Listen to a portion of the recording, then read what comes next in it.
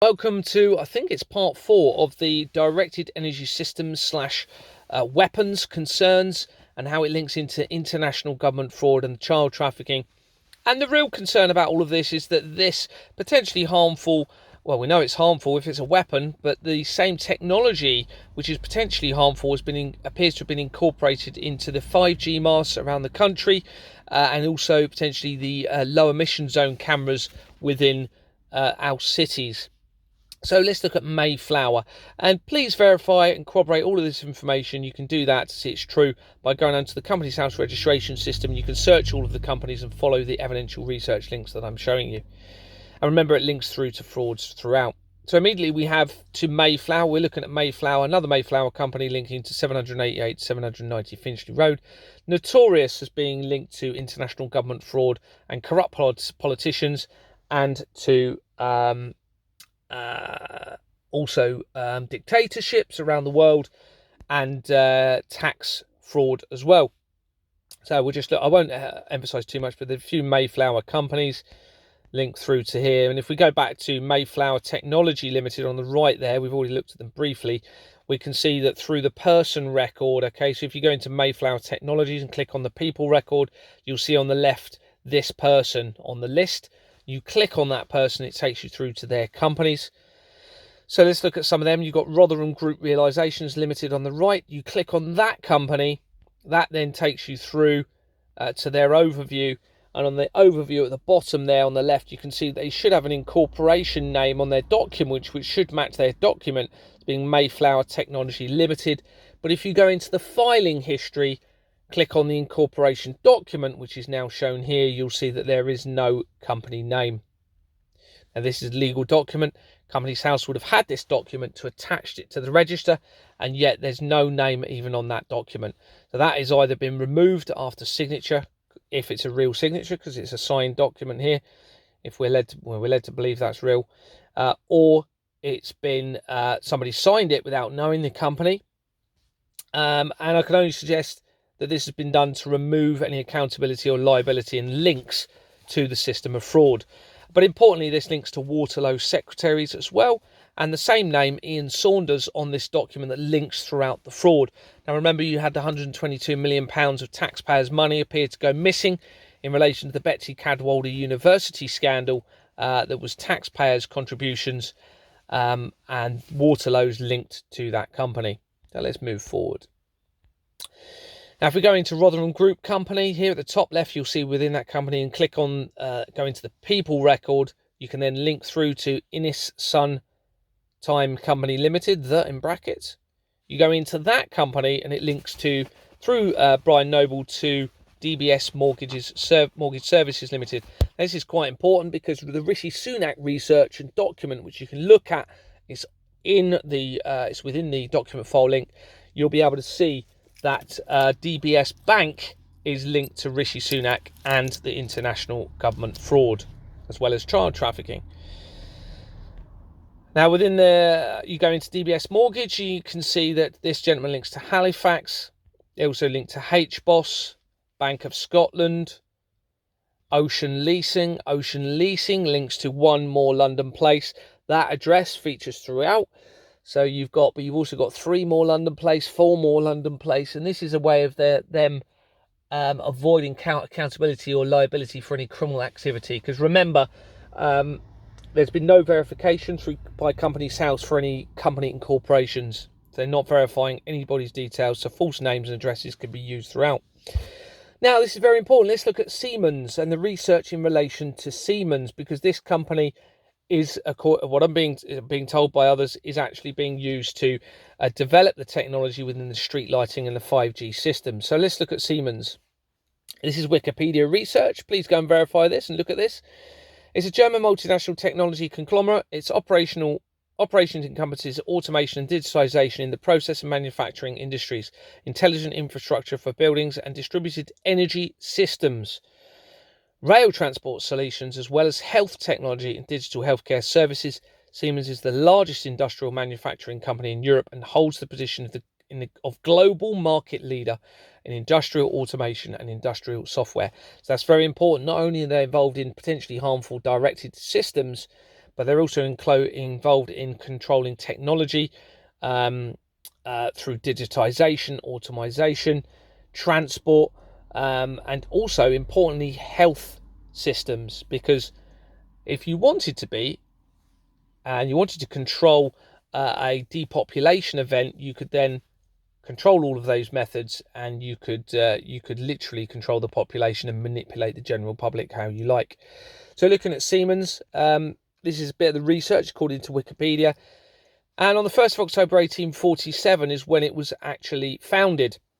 Now, this is important because Companies House was started according to research in 1844, so 3 years later Siemens was started up.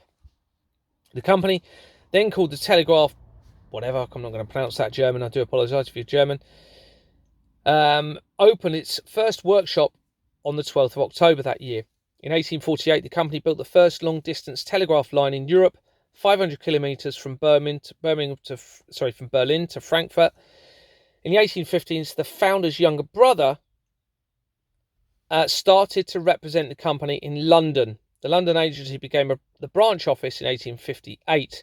In the 1850s, the company was involved in long-distance telegraph networks in Russia. And further on, it says in the 1850s, the company was involved in building long-distance telegraph networks in Russia. In 1855, a company branch headed by another brother opened in St. Petersburg, Russia. In 1867, Siemens completed the monumental Indo-European telegraph line stretching over 11,000 kilometres from London to Calcutta. Now, it's important you can see the collaboration with the nations, including Russia. We've already got the connections of Russia involved with the UK and US intelligence agencies in developing the same directed energy weapons systems, actual weapons systems, now being publicised by the defence contracts at a time when we're led to believe they're actually at tension in potential conflict. It's clearly all a show. They are collaborating together with whatever they are planning. It's very clear that that is happening. Most developed nations are collaborating together on all of this. It's very clear that what we are seeing through mainstream media is a theatre, it is a show to hide the real agenda and the real truth in what is going on. Going back to Siemens, according to this research, Siemens exploited the forced labour of women deported to the Ravensbrück concentration camp. A Siemens factory was located in front of the camp. During the final years of World War II, numerous plants and factories in Berlin and other major cities were destroyed by Allied air raids. To prevent further losses, manufacturing was therefore moved to alternative places and regions not affected by the air war. The goal was to secure continued production of important war-related and everyday goods. According to records, Siemens was operating almost 400 alternative or relocated manufacturing plants at the end of 1944 and early 1945. In 1972, Siemens sued a German satirist for his satirical history of the company. I'll just read on a little bit here. According to this, the company supplied electrical parts to Nazi concentration camps and death camps. The factories had poor working conditions with malnutrition. Where malnutrition and death were common. Also, this scholarship has shown that the camp factories were created, run and supplied by the SS. Further research says the company's first digital telephone exchange was produced in 1980. And in 1988, Siemens and GEC acquired the UK defence and technology company Plessey. Plessey's holdings were split and Siemens took over the avionics, radar and traffic control businesses as Siemens Plessey. In 1977, Advanced Micro Devices entered into a joint venture with Siemens, which wanted to enhance its technology expertise and enter the American market. Siemens purchased 20% of AMD stock, giving the company an infusion of cash. I'm not going to read all of this, but you can see they've infiltrated many areas of infrastructure. This is an important bit, actually. In 1997, Siemens agreed to sell the defence arm of Siemens Plessey to British Aerospace BAE Systems. Okay, it's BAE Systems and a German aerospace company. BAE and DASA acquired the British and German divisions of the operation respectively. Now remember, this directed energy weapon, if you look at Dragonfire was created with BAE Systems and Thales. So Siemens is very heavily linked to that, as well as involved in erecting and involved in the implementation of the 5G systems and the lighting system around the country. This just mentions medical. This is important. Beginning in 2005, Siemens became embroiled in a multinational bribery scandal. Okay, so there's lots of history of bribery. And it says here, investigation found that Siemens had a pattern of bribing officials to secure contracts, with the company spending approximately $1.3 billion on bribes, on bribes across several countries, and maintaining separate accounting records to conceal this. Following the investigation, Siemens settled in December 2008, paying a combined total of approximately $1.6 billion to the US and Germany in what was at the time the largest bribery fine in history. However, despite initial expectations of a fine as large as $5 billion, the final amount was significantly less, in part due to Siemens' cooperation with investigators. The upcoming change in the US administration and the Siemens role in a US military contractor. This is just terrible, isn't it? The payments included $450 million in fines and penalties, and a forfeiture of $350 million in profits in the US. Siemens also revamped its compliance systems. Reading through this, there's a bit here I did find that they set aside. Siemens' bribery culture was not new. It was highlighted as being far back as 1914, when both Siemens and Vickers were involved in a scandal over bribes paid to Japanese naval authorities. According to this, there was an annual budget, global bribery budget, set aside of $40 to $50 million. So let's look at there's one more bit here, research of, let's see if there's anything relevant here. You can see that they're expected to enhance production capacity by 60% by 2029. This coincides with the German government's concerns about the economic and security risks associated with investing in China. Well, I know China was linked through companies to this also. Okay, so you look at my Rishi Sunak document, and you'll see that all these nations are actually collaboratively working on these directed energy weapon systems. They're linked so closely. In August 2023, it was announced Siemens had signed an agreement to acquire this particular company, an e-truck company, and a passenger vehicle fast charging technology company. In March 2024, Siemens announced the creation of a new £100 million digital engineering facility in Wiltshire. Remember, my company has connections to Hampshire and Wiltshire. You'll see through lots of Wiltshire addresses featured throughout the fraud, if you haven't noticed it already. This is aimed at replacing the existing rail infrastructure factory in Chippenham, with a new research and development centre expected to open in 2026. The move is endorsed by the Chancellor, Jeremy Hunt. Yeah, no surprise, Jeremy Hunt's linked to this system of fraud. As a big boost to the UK infrastructure, in March 2024, it was announced that Siemens had agreed to acquire this country's industrial drive technology division for disclosed amounts. So let's look at Siemens. Here it is, based in Hampshire, near to Dorset, near to my company, near to the fraud. And immediately there's a company, so it's a fraud. So it should have a company name of Siemens Public Limited Company, okay, because that is the only company listed on the overview page anywhere. See on the right there, there's no other company listed. So no other company has been registered, and yet here we are. We have a completely different company called Siemens Schuckert Industries Limited, and here it is on the another page of that document. So that is fraud. It hasn't been registered, and you can register for foreign sounding names. I've seen it on many others, but they haven't. So that's fraud immediately. Okay, so that links Siemens to the fraud. If we go into Siemens, you've got Carl Ennis, and they link to the Engineering and Technology Board.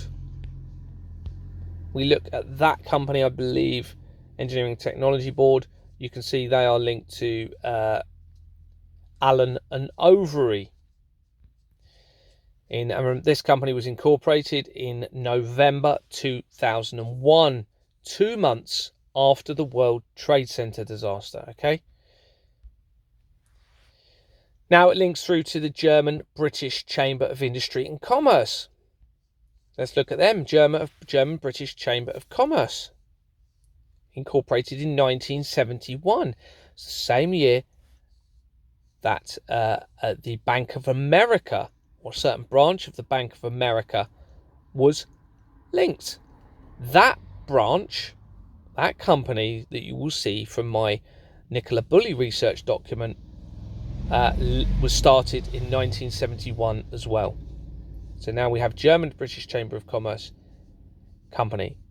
Now if we look in down at the bottom, so they should have German Chamber of Industry and Commerce in the United Kingdom as their incorporation document from 1971 to 1993. We're looking down here, okay? So that should be, from those dates, named the German Chamber of Industry and Commerce in the United Kingdom. When you go into the filing history, it appears as though the incorporation document can't be found very easily, but if you look in this part where it says a selection of documents, you will find that it's actually got German Chamber of Industry and Commerce in the United Kingdom Limited. Let's look at that again. So we've got German Chamber of Industry and Commerce in the United Kingdom. German Chamber of Industry and Commerce in the United Kingdom. But what they have done is you can see that they have changed the wording. Okay, so they've changed the wording to the full limited name on the incorporation document. So they have changed it. It does not match the register. And on there you can see you've got Jordan's and Sons linked to it. And on the bottom there you can see the stamp 1971. So we know it's the same document, but it does not match the register because the limited has been altered and changed. That's a forgery of the document, don't forget. But it gets worse. Okay, so now it links through. We're now within German-British company. On the top right, you can see we're looking into another person record, and they link through to CMS Cameron McKenna, okay, and the German-British Forum, and Nabarro Olswang. You can see on the top left there, Cameron McKenna, Nabarro Olswang LLP. So now we're looking into the German-British Forum company. You can see that they link through to Nabarro company on the right here. Nabarro, Justin Bullard of Nabarro. This will become relevant in a minute. On the incorporation document, you've got Robert Fleming Securities. Now remember the links to my company. We've already mentioned it a lot. We've now got on the incorporation document a link to that very company. Here we go. We've also got on here links to British Petroleum. Remember, you'll see from the other documents, Rishi Sunak document in particular, but it does link throughout oil, petroleum companies. And it's very important from the Rishi Sunak document, if you haven't already seen it, that linked to Russia and the intelligence agencies and the UK and US and the directed energy weapon systems and the Crown are loads of falsely registered oil companies. Loads of them, including Shell. Go and look at it. Go and check out the document and do your own research from it if you want. But here we are. We're now looking at, now this is really important, Nabarro LLP. So you can see an address features already on there, which I've highlighted, which links through to the fraud massively. And you've got Nabarro LLP on the document. Now, this is something I wanted to highlight because the company is called Nabarro LLP, that they're actually remember, this is the registration, the incorporation documents. So how can you, if you're registering a new company, have the company already existing with someone signing on behalf of that company? That's not legally possible because the company doesn't exist at that point, and yet the incorporation document has the company name already on it. That cannot happen. but yet here it is in black and white. So the incorporation document to register the company as Nabarro LLP already has Nabarro LLP. You can't have two company names registered with Companies House at the same time. Now this there could be a loophole in this, and what I suggest they're going to say is that well, they can't, I don't think, because LLPs, as far as I'm aware, LLPs have to be registered with Companies House. So I know that you can't have two company names lawfully registered at the same time. So that I found that quite interesting. But if you go into Nabarro LLP, into the people records, this person is linked to, I found this quite significant, Sold Out Limited. Sold Out. Read into that what you will. But then through the same person, you have a link to CMS, Cameron, McKenna, Nabarro, Olswang. And we will show you on the next video how that links to Jimmy Savile.